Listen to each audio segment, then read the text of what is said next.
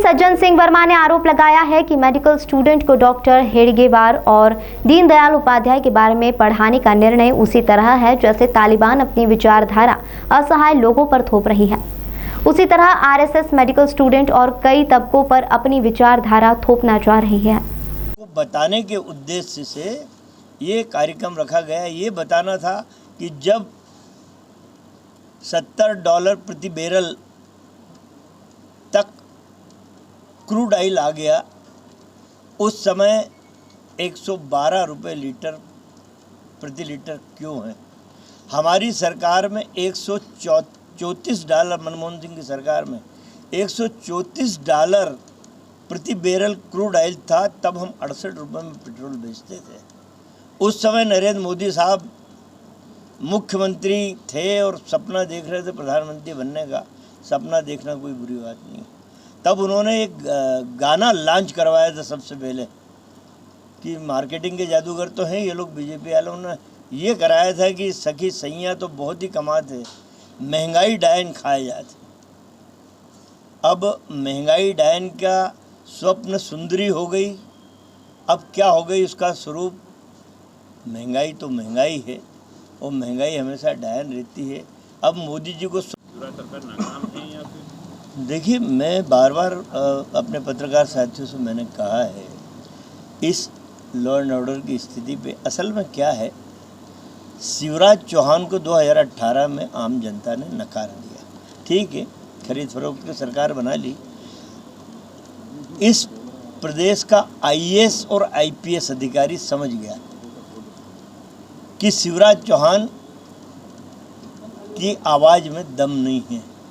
वो बोले तो इधर से सुनो, इधर से निकाल दो। उन्हें 10 फीट गहरे गड्ढे में गाड़ दूंगा। फिर दूसरी बार आए नेस्तनाबूद कर दूंगा। फिर तीसरी बार आए मेरा प्रदेश छोड़ के चले जाएं। अपराधों का ग्राफ बढ़ता चला जा रहा है। न 10 फीट गहरे गड्ढे में गाड़े गए अपराधी, न नेस्तनाबूद किए गए, न इस प्रदेश को छोड़ के जाने को तैयार है। तो आईएएस और आईपीएस सोचते हैं यार आज बोल दिया तो कल भूल जाते हैं शिवराज चौहान। तो पकड़ आईएएस और आईपीएस पे इनकी है नहीं। भाई आईएएस और आईपीएस एग्जीक्यूट तो करते हैं ना शासन की योजनाओं को, पर इनकी योजनाओं का कहीं दूर दूर तक सफल होने का कोई वजह ही नहीं। बड़ा गहरा और सामयिक प्रश्न आपने पूछा है कि मेडिकल कॉलेज के स्टूडेंट को कोर्स में दीनदयाल उपाध्याय और हेडगेवार का जीवन चरित्र पढ़ाया जाएगा। कितने मूर्ख हैं भाजपा के लोग। मध्य प्रदेश में व्यापम घोटाला हुआ, उसमें जो अच्छा बच्चा था जिसका मेडिकल में सिलेक्शन हो सकता था, भारत की जनता मानती है कि डॉक्टर देवदूत होता है, ज़िंदगी बचाने वाला होता है, देवदूत। पर व्यापम के भ्रष्टाचार में देवदूत की जगह यमदूत बनाए डॉक्टर उस समय के। अब क्या मेरा बच्चा वो हेडगेवार और दीनदयाल उपाध्याय को पढ़ के ऑपरेशन टेबल पे उन किताब को रख के ऑपरेशन करेगा। ये इतने दुष्ट प्रवृत्ति के मूर्ख लोग हैं भाजपा के। ये आरएसएस की विचारधारा थोपने के लिए इस देश को कई बार बांट सकते हैं। तो मैं कहता हूँ कि एक दिन ऐसा आएगा कि मेडिकल का वो स्टूडेंट इनके खिलाफ रिवोल्ट करेगा, क्रांति करेगा कि हम एनाटॉमी पढ़ना चाहते हैं, हम हृदय रोग पढ़ना चाहते हैं, हम हड्डी का रोग पढ़ना चाहते हैं, हम कैंसर का रोग पढ़ना चाहते हैं। तो हमें इनको, जिनका स्वतंत्रता संग्राम के इतिहास में कोई वजूद नहीं रहा, उनका इतिहास पढ़ा के क्या हमारी पढ़ाई को का सर्वनाश करना चाहते हैं। तो एक दिन वही रिवोल्ट करेगा इनके खिलाफ।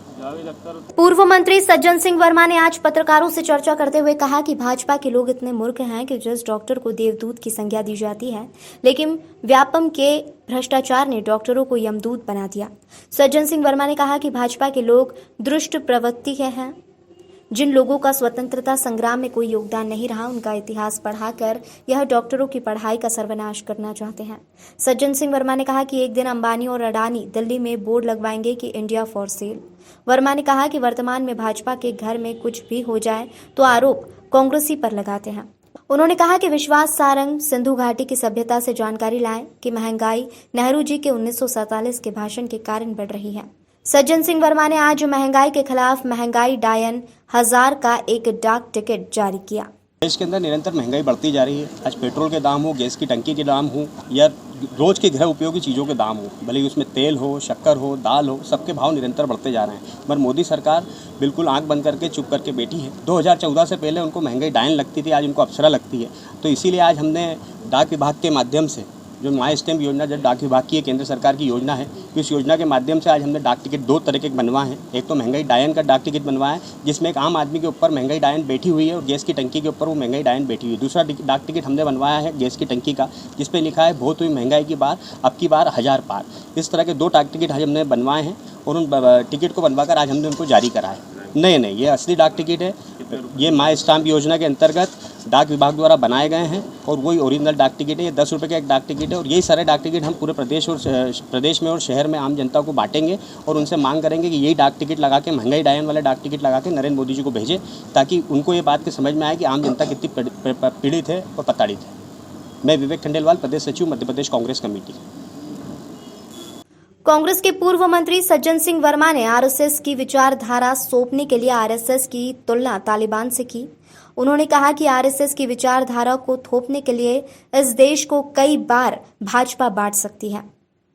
इस भारत की सरकार को अडानी और अंबानी जैसे उद्योगपति चला रहे हैं और एक दिन ही अडानी और अंबानी नरेंद्र मोदी से दिल्ली में एक बड़ा भारी बोर्ड लगवाएंगे, इंडिया फॉर सेल, जिसके परिणाम दिखने लग गए हैं। कई 17 संस्थाएं बेचने की तैयारी नरेंद्र मोदी ने कर ली। देखिए, कांग्रेस के हमारे नौजवान साथियों ने आज भारत सरकार की योजना है माई स्टैम्प योजना के अंतर्गत विधिवत राशि भर के एक स्टैम्प बनाया है जो देश की ज्वलंत समस्या की तरफ इंगित करता है।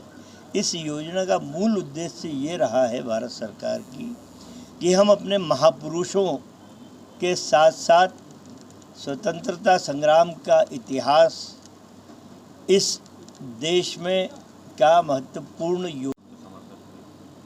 नहीं, देखिए, असल में एक लेखक के अपने अलग विचार हो सकते हैं, एक विचारक और एक चिंतक के अलग विचार हो सकते हैं और एक राजनेता के जो राजनीति में है उसके विचार अलग हो सकते हैं। यदि आपके पहले प्रश्न पे मैं बात करूं कि मेडिकल स्टूडेंट को हेडगेवार और दीनदयाल उपाध्याय की बात पढ़ाएंगे, ये बात इतिहास के बच्चों को तो पढ़ाई जा सकती है, लेकिन ये तालिबान जिस तरह अपनी विचारधारा, भाई इनके घर में भी कुछ हो जाए बीजेपी वालों के, अच्छा हो, बुरा हो, बढ़िया हो, सुंदर हो, तो भी कांग्रेस के नाम ही आता है कि कांग्रेस इसके पीछे दोषी है। तो एक तो विश्वास सारंग बड़ा विद्वान व्यक्ति मिला शिवराज चौहान को, वो जाने कहाँ से